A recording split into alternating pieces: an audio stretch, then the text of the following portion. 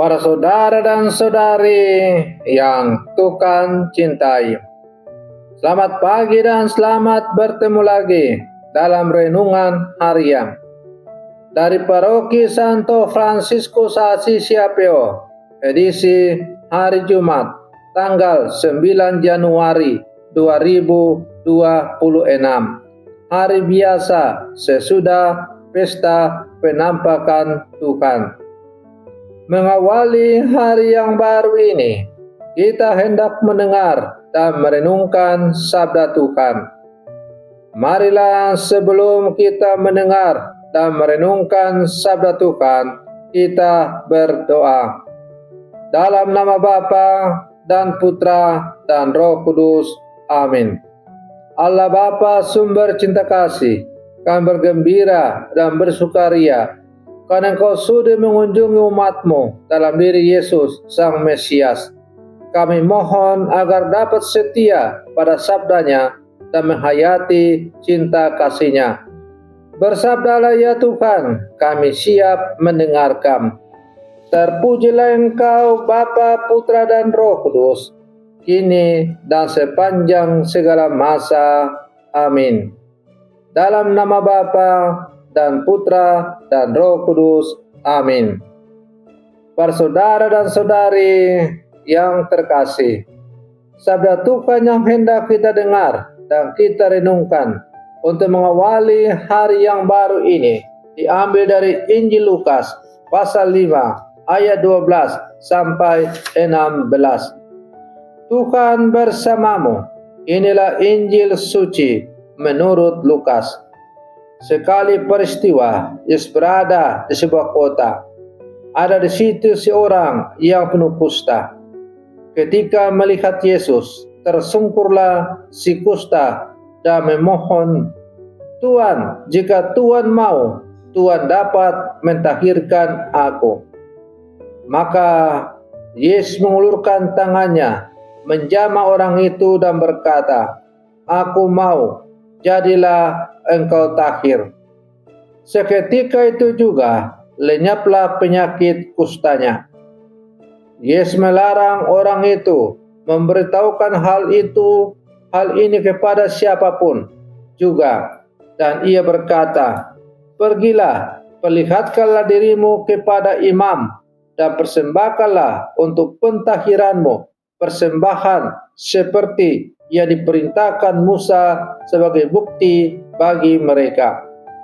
Tetapi kabar tentang Yesus makin jauh tersiar, dan datanglah orang banyak berbondong-bondong kepadanya untuk mendengar Dia dan untuk disembuhkan dari penyakit mereka.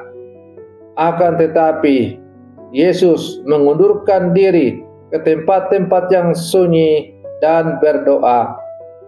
Demikianlah sabda Tuhan. Para saudara dan saudari yang Tuhan cintai, melalui sabda Tuhan yang baru saja kita dengar bersama, kita berjumpa dengan seorang yang sangat menderita, orang kusta. Pada zaman Yesus, kusta bukan hanya penyakit fisik, tetapi juga hukuman sosial dan religius. Orang kusta dikucilkan, dianggap najis, dan dijauhkan dari komunitas serta ibadat. Namun justru kepada orang seperti inilah Yesus mendekat. Di awal tahun liturgi dan awal tahun hidup kita, sabda Tuhan hari ini mengungkapkan wajah Allah yang sangat menyentuh. Allah yang tidak takut pada kenajisan manusia, tetapi mau menyentuh dan memulihkannya. Para saudara dan saudari yang Tuhan cintai, orang kusta itu datang kepada Yesus, tersungkur dan memohon, "Tuhan, jika Engkau mau, Engkau dapat mentahirkan aku." Ini adalah doa yang sangat jujur dan rendah hati. Ia tidak menuntut, tidak memaksa. Ia sadar akan keadaannya dan sepenuhnya menyerahkan diri kepada kehendak Tuhan. Dalam diri orang kusta ini, kita dapat melihat gambaran diri kita sendiri. Luka batin yang disembunyikan, rasa bersalah karena dosa, pengalaman ditolak, diremehkan, atau tidak dihargai, perasaan tidak layak di hadapan Allah dan sesama. Seringkali kusta kita bukan di tubuh, tetapi di hati kita. Maka Injil mencatat sesuatu yang sangat mengejutkan. Yesus mengulurkan tangannya dan menjamah orang itu. Menurut hukum Taurat, menyentuh orang kusta berarti menjadi najis. Namun Yesus tidak menjaga jarak. Ia melampaui aturan demi kasih. Ia tidak hanya berkata, tetapi menyentuh. Dan Yesus berkata, "Aku mau, jadilah engkau tahir." Kalimat ini adalah kabar gembira bagi kita semua. Allah bukan Allah yang ragu-ragu. Ia bukan Allah yang menolak. Ia adalah Allah yang mau menyembuhkan dan memulihkan.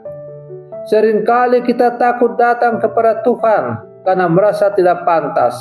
Maka sabda Tuhan hari ini menegaskan, justru dalam ketidaklayakan itulah kasih Allah bekerja.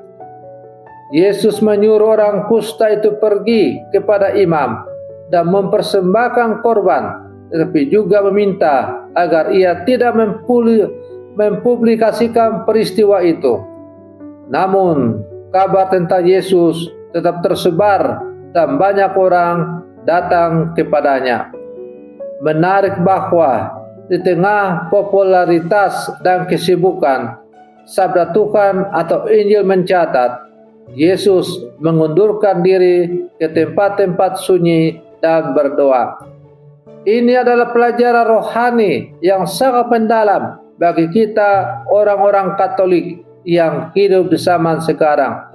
Pelayanan harus bersumber dari doa. Kesembuhan harus diikuti keheningan. Relasi dengan sesama harus berakar pada relasi dengan Allah.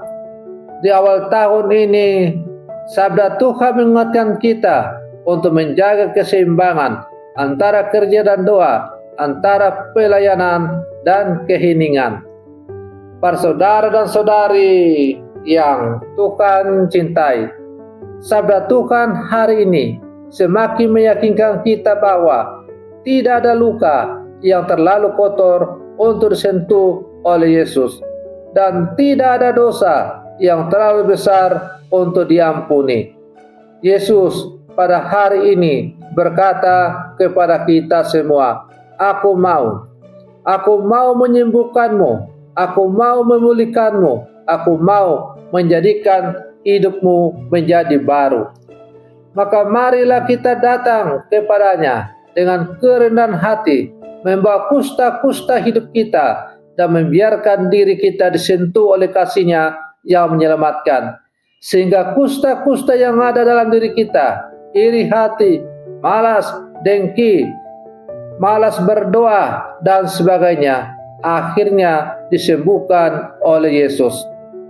Para saudara dan saudari yang Tuhan cintai, mari kita akhiri renungan pagi kita ini dengan berdoa. Dalam nama Bapa dan Putra dan Roh Kudus. Amin. Tuhan Yesus yang penuh belas kasih, kami datang kepadamu membawa luka-luka hidup kami, dosa-dosa kami, dan bagian diri kami yang selama ini kami sembunyikan. Kami percaya ya Tuhan bahwa Engkau tidak menolak kami. Ulurkanlah tangan-Mu, sentuhlah hati yang rapuh, dan tahirkanlah hidup kami oleh kasih-Mu. Ajarlah kami untuk hidup dalam syukur, setia dalam doa, dan rendah hati dalam pelayanan, agar hidup kami sungguh menjadi kesaksian akan kasih-Mu yang menyembuhkan. Sebab Engkaulah Tuhan dan Juru Selamat kami, kini dan sepanjang segala masa. Amin. Dalam nama Bapa dan Putra dan Roh Kudus. Amin.